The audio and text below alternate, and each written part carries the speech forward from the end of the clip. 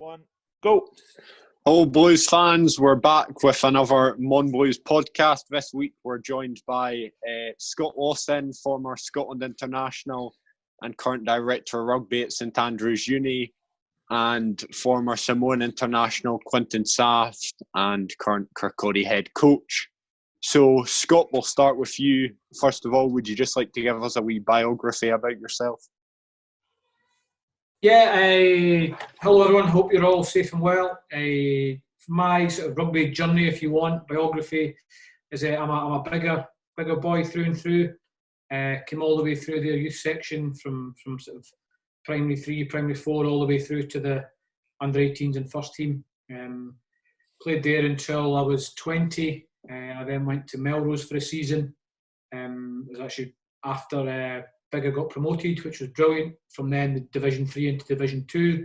So it was really good to leave that on a high. I was at Melrose for a year, then went to Glasgow, which I was there for 4 years, which was good. That was almost at the start of sort of Edinburgh and Glasgow getting facilities, getting the system and programme up in place. So it was a bit ragged at that time, but it was right at the start of that. And after that, I went on my travels down south. Went to Sale Sharks first of all, and then down to Gloucester for 4 years, which was brilliant. I love being down at Gloucester. Great club, great tradition, good experiences and memories there. Short stint in London with London Irish, and then back up to Newcastle. Almost as close to being in Scotland as you can get without actually being here. I was there for 5 years, and then finished playing 2 years ago come this summer, which was good. Had a good old stint at it. I was almost 37 when I finished playing, and thoroughly enjoyed it. Quinny, do you want to go with your one now? Biography. Born and raised in Samoa. Moved over to New Zealand when I was 13, and then from there played rugby at De La Salle College, and then moved from there to Ponsonby Rugby Club. Played club rugby for Ponsonby before I came over to Scotland for a break for 6 months, and I obviously came to Kirkcaldy for that year. And then obviously went back home, and all my rugby rep stuff. I played for Auckland Rugby first before I moved over to counties and played a bit of counties rugby before I came back, and went through to Bigger. Met Scott there before he moved on and played in his pro rugby career. And then from there came to Kirkcaldy first as a player, and then ended up taking up the coaching role up until now. Yeah, so you've both been around the block for quite a while now. So, Scott, we'll go back to you. What's been your biggest highlight of your rugby career? I think it's a real cliche answer is winning your first cap. As Quinny played for his country, same as myself. It's a great highlight. It stands out in any rugby player's career. But when I think back as a more general theme, I think the highlight for my whole career would be the longevity of it. Like I went from being pro from almost 20, 21 to almost 37. So to have 15, 16 years as a job that you love, like a hobby, a sport that you absolutely love, I felt very privileged for that. And another highlight that jumps up, I was kind of recalled for Scotland in my last year of professionalism was of a bit of an injury crisis at hooker, and I was still playing some good rugby for Newcastle. And I believe Murray McCallum was involved with your podcast a couple of weeks ago. I think he got his first cap in that Six Nations. So yeah, to bookend it, to finish on a real high, having played some good rugby in the last season, get capped for Scotland and done it for so long, it stands out as a real highlight for me. It's not that one incident that's been there. It's been the whole journey, and the whole experience has been excellent. Scotty, there was rumours that you were brought back into the fold because you could actually hook. You'd been involved in rugby that long that when they brought in the legislation that you had to hook again, you were quite natural compared to some of the boys that were in the squad and that sort of stuff. Is that true? I think it was just a nasty rumour about my age. Oh well. So it was I'm not very, going to speak about ages. That's what I'm going no, there's very few kind of conversations I can have that I don't feel like I'm the oldest. Well, I can trump you by a wee bit, mate. I can trump you by a wee bit. Apart from money, I'm winning on that one. You've done well. Yeah, and then Quinny, what would you say has been your highlight of your career? I'm probably the same as Scott. I mean, I've obviously playing for your country's a big highlight, but same as Scott, probably being able to play for a long time. It's a whole cliche. It's a long time retired, and I enjoy the game. I've loved playing rugby. I've loved traveling and experiencing different countries, especially coming here. I obviously come to Scotland, traveling to. I was in Dubai with for Scott not long ago, experiencing what that culture brings. I mean, I love the game itself. I love being involved. I love the experience of coaching now. I love to see the players improve. And obviously Scott's invited me to help out at St Andrews as well. So it's a different set of players, but still the same thing. You're still involved in the game. So yes, same with Scott. It's coming for 43 now. I played still played a game last year for Kirkcaldy at a different position, but it still allows me to get in there and do that kind of stuff. So yeah, longevity, obviously playing for your country is a pinnacle as well. I tell you, it's a strange thing if you can pick and drop yourself in the same season. Exactly. That's all right, mate. Well done. And then to build on what Quinny just spoke about St Andrews University, Scott, would you just be able to give us a bit of an insight into what your role is at St Andrews Uni? Yeah, I'm director of rugby. So anything that involves the rugby ball at the university, it kind of falls under my remit. So we field three men's teams a week. We've got a women's team. We've got a mixed touch team. We run rugby camps. We run a sort of pro sport during the summer, which is the professional teams come to the university and training at facilities. But that also includes like local clubs and local schools as well. So I moved into the role. I think Quinny and I are very, very similar, that we love the game. Like I always wanted to stay in the game and ultimately go into coaching. And then the opportunity to come to St Andrews and say, fortunate enough to be a player for a long time, but now to still have rugby as my job is brilliant. So it's different from professional sport. It's different from club rugby. It's different from all different say school rugby to university rugby. But at the same end of the day, it's still the same format, and we're still trying to put rugby players on the pitch and make them enjoy the game. It's got different challenges at different times, but it's all the same goal. It's the same as Kirkcaldy. It's the same as Edinburgh, Glasgow, Scotland. We just want people playing rugby and having a good time. Yeah, and then Quinny, what would you say is the big difference between club rugby and uni rugby? Or would you say they're pretty similar? Yeah, a different type of players. I think uni rugby, especially St Andrews, I think St Andrews boys are primarily there for school first, and then rugby's as part of their hobby or a passion for them to go and do as a socializing part of it as well, because they get to meet, obviously they're traveling from different parts of the country or down from England as well, or another country. So it gives them a part to socialize with different players or different people. Whereas Kirkcaldy, most of the players here grew up playing MonBlues, and they're all mates, so they grow up in different teams, and obviously as they get older, they want to play for their first 15 team. So yeah, to me, that's probably the main difference I see from them. Having refereed both, I know there's a big difference. I must admit, I quite happy plod around to Cali Midlands game, if I do get allocated a uni game, then my positioning changes quite a bit in that I never stand at the front line out because that's an extra 15 metres I've got to run, and that's not my game anymore. I'm more a smart lines runner than I ever was as a player. And then, Quinny, so we'll go back a wee bit now, and we'll dig a bit deeper into the start of rugby for you. So could you tell us a wee bit about your schooling and how rugby started for you?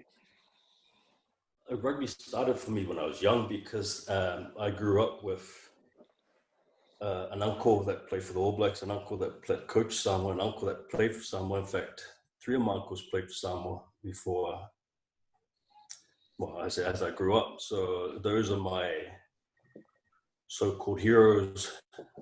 They're the ones that I looked up to as I grew up playing rugby. So when I was 5, I was at the park with them, coaching when they were coaching or helping other players. I was just kicking the ball around with them. And obviously, when my Uncle Peter started coaching Samoa, I was at the Samoa training camps with them as a young boy, kicking balls with them, passing balls. So I was involved. I was there. So it sort of helped me love the game even more because you're watching your heroes at that time play. And then as you get older, you're aiming to get there as well. So you always strive to push yourself to try and emulate your uncles. And obviously, my brother made the Samoa team, and then another cousin made the Samoa team as well. So it was a family involvement for me, which pretty much helped everything. Am I reckoning that makes you the 8th best player in the Sanft family then, or something like 8th or 9th? Is that about right? The count back there. Well, it's the Schusters really, but yeah. The Schusters, that's right.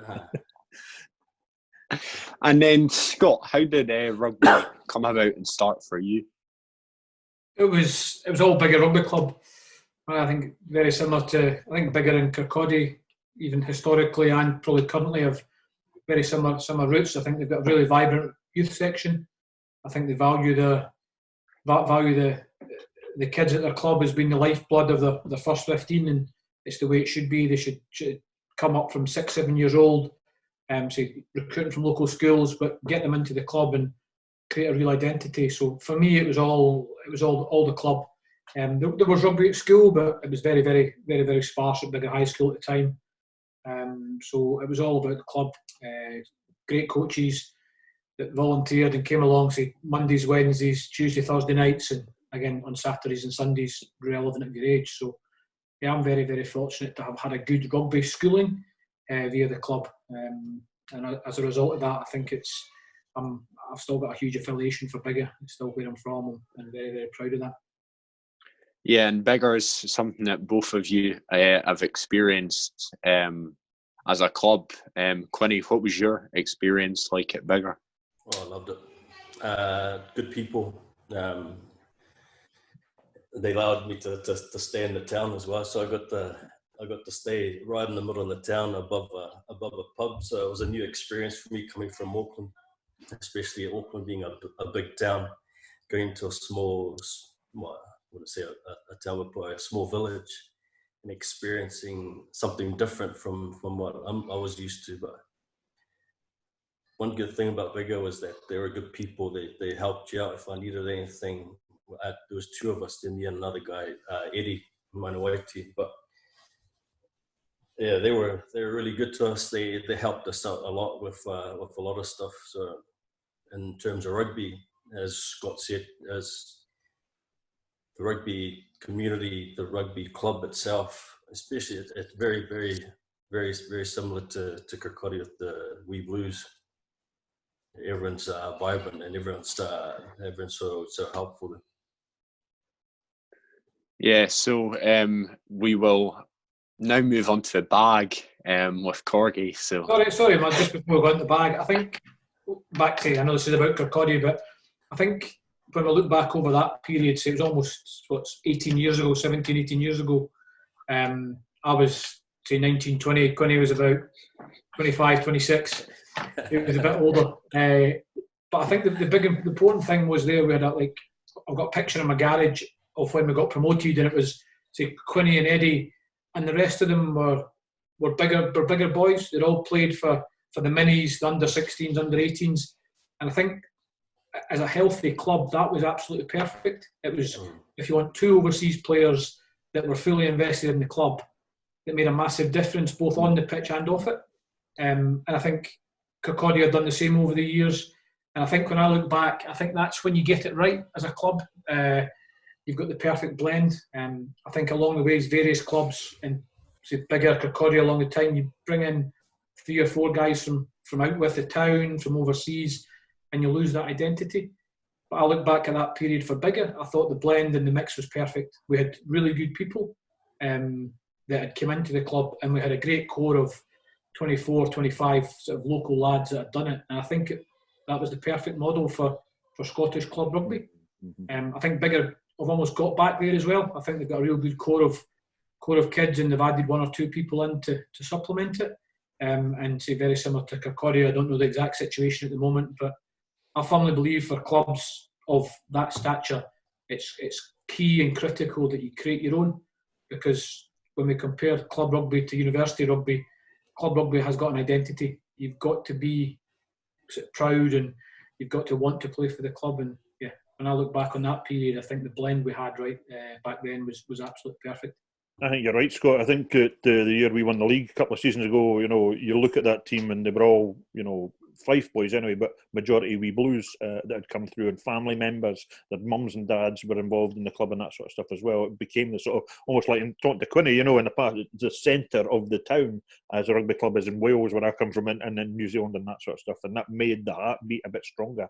And this year, we've got 10 Colts coming up for the first time in Quinny. I don't know how long since we've had 10 Colts come up to senior rugby who are all very long time. Yeah. So working hard and reinvesting, I think, the way to do it through the kids. Anyway, enough of that nonsense. Everybody wants to see the bag, don't they? Yeah. All right, guys, this is the Kirkcaldy Rugby Club bags. As you see, it's mine. It's nobody else's. Corgi George's bag there. So there's a couple of things in there that I want to produce. And when I produce them, if you could just shout out the individual within rugby, more than likely within rugby, that it reminds you of, or the first person you think of when I produce something. So we'll go for the first one. Is what have we got here? I've got some Tiger Balm. We've got some Tiger Balm. So who's always on the injury table, guys? Who was the guy that you always played with that you never seen at training because you've always getting a rub down or getting some stuff done to them? Who was that then? Greg Wallace. Greg Wallace. Greg Wallace, we just don't see him. But Greg Wallace. Greg's our hooker, Scotty. I don't know if it's something about hookers, maybe. I don't know. Who was the guy that was always feigning or props injured in that when you were playing? There was a fullback at Gloucester. Was Ollie Morgan? Oh yeah. I think he got 1 or 2 England caps. He was a talented player, but man, could you pick up injuries? I think he was professional for 8 years, and I think in that period he did sort of 13 or 14 operations. So you got 13 games there. No, I don't think he had that many, but genuinely there was always something. It was either he'd break his finger, he'd tear his hamstring, and I think he even fell off his bike and sort of desiccated his elbow. Oh. He just wasn't built for playing rugby. But when it came to it, he was a talented player as well. Right then, so maybe not so much for Quinny this one, but Scotty, I've got a bottle here of fake tan. So anybody fake tan? I don't know, maybe some of the uni boys might be a bit fake tanny, but anybody we know about our clubs who would put the old fake tan on to look nice when they were playing, a bit of glow about them? There's not. I don't think there's that many in the Scotland squad at the moment that would.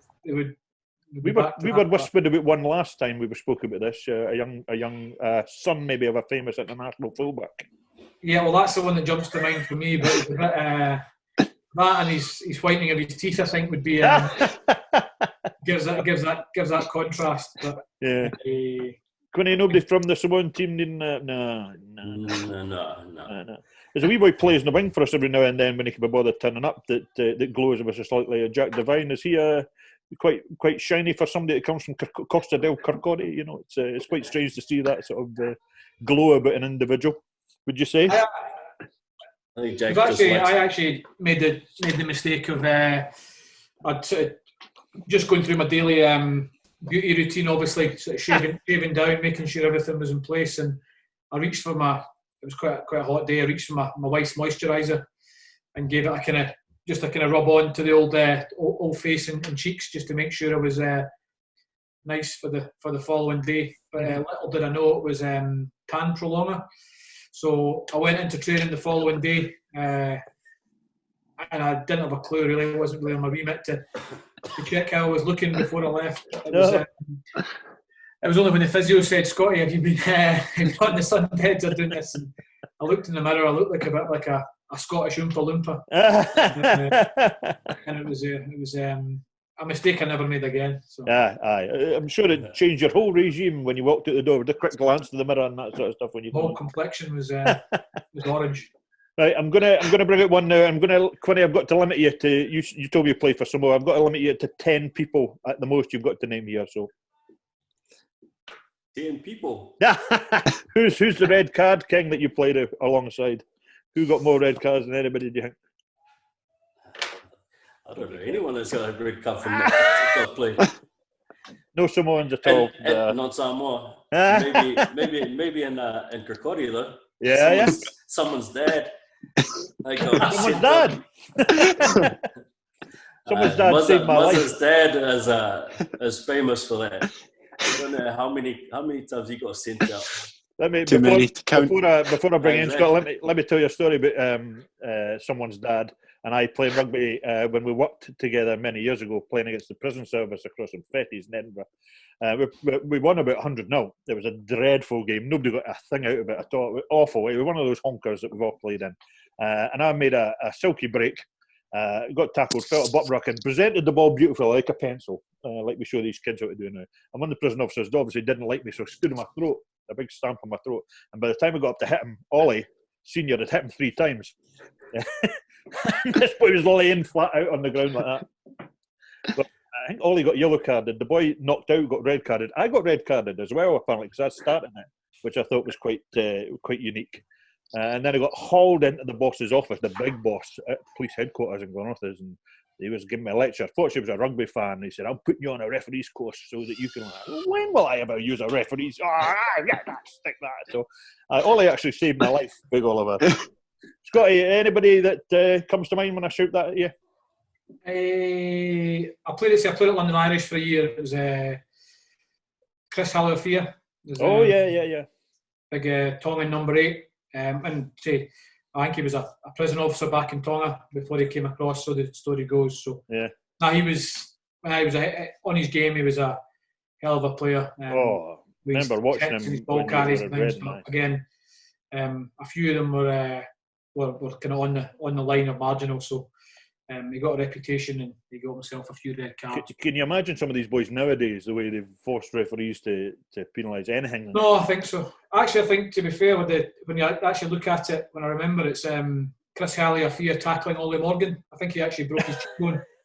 So I think he got a red card with that. He tackled him with his face. So that's was that the Majeski? No, that was a different one. That was I think it was at Kingsholm. So Chris Halliafia. So many. When you're in this lockdown, guys, if you've got to spare 5 or 10 minutes and you want to see how not to tackle, Chris Halliafia's highlights are or lowlights possibly. Well, maybe. Have a look.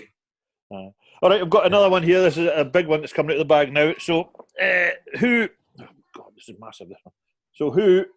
Oh, I'll just wrap it around myself like that. So, who's always cold? Scotty, do you know? I'm going to say, Well, I've got a hoodie inside the house. I've got my shorts on in here. I was going to do this a double header because this is my grandson's blankie, and I think you two have got about 35 kids between you, haven't you? Or a few anyway, a few kids between you, the pair of you. Aye. You need to buy a telly. The only reason Quinny came down to coach at the uni was because we're sponsored by Macron, and they do some big jackets. Exactly. I've got a bit of body warmer on, especially for the programme, but I thought I'd better not. All right, thanks for that. That's the bag. What I'm going to do now is produce an item. So what I've got, next year it's my wife and I, 30th wedding anniversary. I know I don't look old enough, mate. My And we're talking about going to South Africa if it's still on to go and see the Lions. So, the Lions. I wonder, obviously, you guys, the same as me and Muzz, we watch rugby all the time and that sort of stuff. I wonder if you could give me a person you think that's maybe a bit of an outsider to go on the tour. So somebody that's not a real name, and maybe somebody who captain the tour team. Because obviously, as I was saying to the last, Warren Gatland watches this avidly and gets all his information from me with regard to how to play in that. So this could be the way in. So a sort of wild card for the Lions squad. Maybe somebody who's not in the reckoning at the moment, and a captain from you. So Scotty, what do you think? I think it's the kind of the hot name about Scottish rugby is Jamie Ritchie at the moment. I think he's not played. His name's bouncing up every time we ask this question. I think a lot of times when these names from the World Cup onwards, and he had a strong couple of games in the World Cup, but probably the real promising thing for him is he's came back and he's put it into Six Nations. Mm-hmm. I think out of every single player in the Scotland squad, the expectation was on him. Yeah. And he's just went about his business and actually got even better. So I thought he won the game against France just by his antics with 4 pairs of eyes on him as well. Match officials' eyes on him. I thought he just rumbled them right up. Yeah. A bit old-fashioned rugby and got into them. I just thought he was good. And we discussed this before. If you look at France, especially in South Africa, you can actually probably get in their mindset a little bit when you rumble them up. Yeah.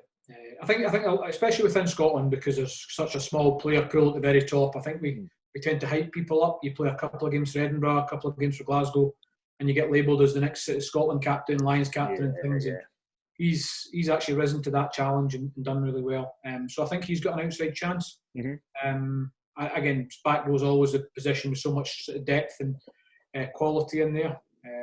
And as for captain, I think that's going to be your real tricky one.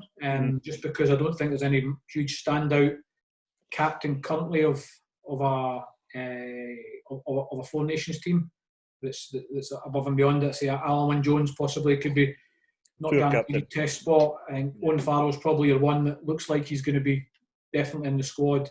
Again, similar to Stuart Hogg, I think he'll start at 15, but would you really want him as a test captain? So I think it's probably the one that's going to be very, very interesting. Because I think when you go on tour, it's not just about being captain of the first 15 if you want. When you're there, there's a whole lot of responsibility that goes with it. So that's probably the one that everyone will have their ideas, but it's really up in the air at the moment. Yeah, it's fair. That's fair. Quinny, you got any suggestions as an outsider? It's probably nice to look in and see these guys playing and that sort of stuff, and you've got a sort of neutral head on where you watch South African rugby as well, which we know is very physical and that. What do you think about the chances of an outsider coming on to the Lions squad?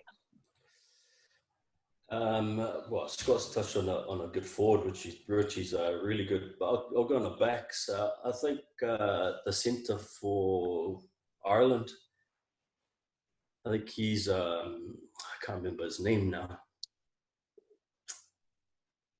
That plays for Leinster. Jordan Lammer, is it? Lammer. No. Ringrose.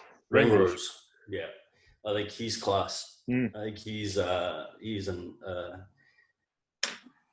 dry ball weather kind of player that loves to run and loves to attack players, especially one-on-one. Yeah, really good on his feet.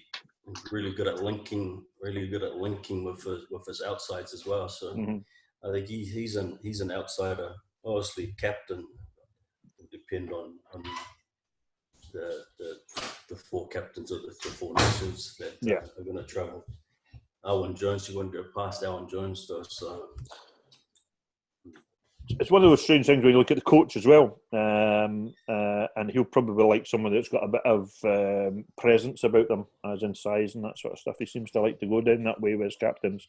Alwyn Jones and Sam Warburton were 2 probably of his famous captains. But yeah, well, guys, that was the bag. I hope you enjoyed it. It was some good information there. Thank you very much for that. So I think Murray's just going to... on that as well. I think we've not mentioned is, say, from a Scotland point of view and possibly even a Lions, is scrum half at Glasgow's Jamie Dobie. I think we talk about bigging people up. I think he's not that much. He's not been capped yet for Scotland. No. But I think in the next 12 months, if he can get himself in the Scotland squad and show what he can do, I think Gatland wouldn't be he wouldn't be afraid of taking somebody like that. Yeah. I don't think when you look at, especially say England, when they've got say Willie Hines on the bench for England, there's not a huge amount of top quality nines down there.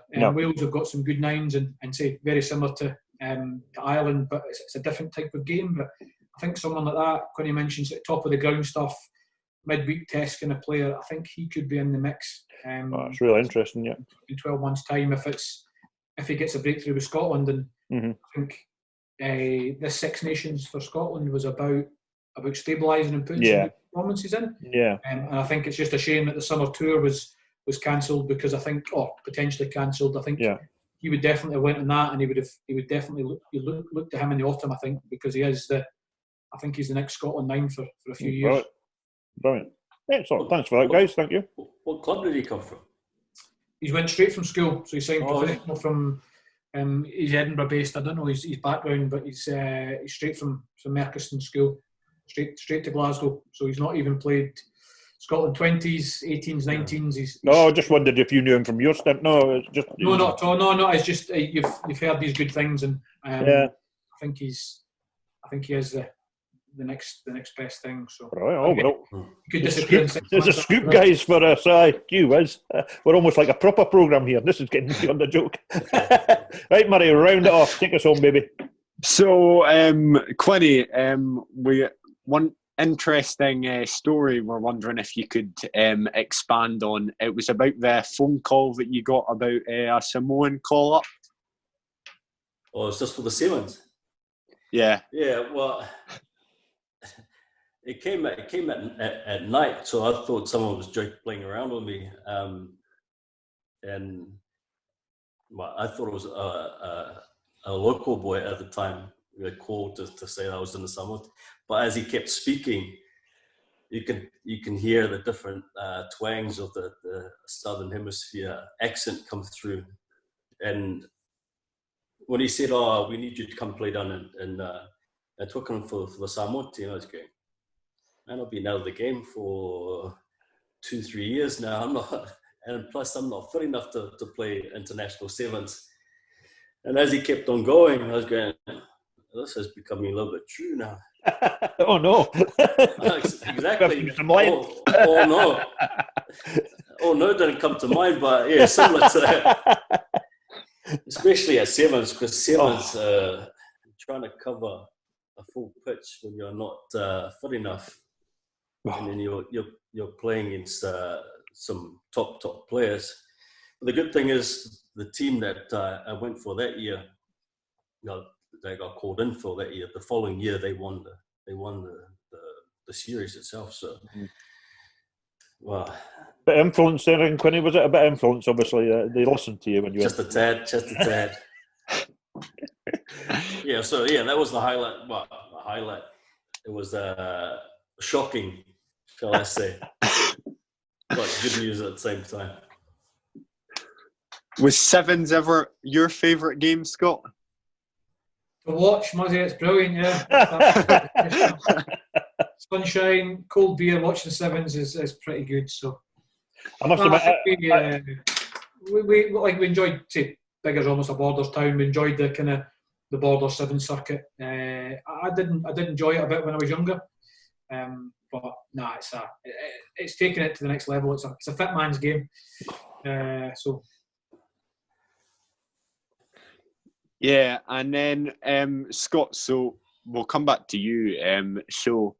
Have you noticed over the last few years that the way that the hooker position in pro rugby has kind of been developing as you see more back row players moving into hooker and less just people that start off as hookers finding their way into that position? Have you noticed any changes? Or? Yeah, no, I think hookers used to be genuine sort of front rows, and especially like they were kind of again props that were quite small or you would move across from prop to hooker. You could move across all three. Whereas now I think it's a fourth back row, and I almost went through an evolution of very very obviously small hooker, and then they were looking for size. Say a lot through my mid part of my career, and I think it was quite tricky. But as like say the position evolved, actually I think that's why I got possibly 2 or 3 years more out of the game, because it became a more mobile, sort of suited to the more back row type hooker and less prop type hooker. So I was more like the under 5'5" type hooker. I was more my tiptoes, maybe. Yeah, so I think again from Scotland's point of view, Fraser Brown, Stuart McInally, two former back rows that just they play the game properly at hooker. For me, they're just brilliant. But yeah, it has changed, and I think the whole game's changed as well. I think everyone's becoming more athletic and more. Even the props are getting smaller, I think, but they're still being able to do their job. Yeah, and then Quinny, we'd just like to talk a bit about your schooling. The school that you went to, was there any famous names that went to that school before you? Yeah, John Cowan went to that school. Famous All Black on the wing. Great player. Who else went to that school? Isaiah Toiava, who's playing for Claremont at the moment.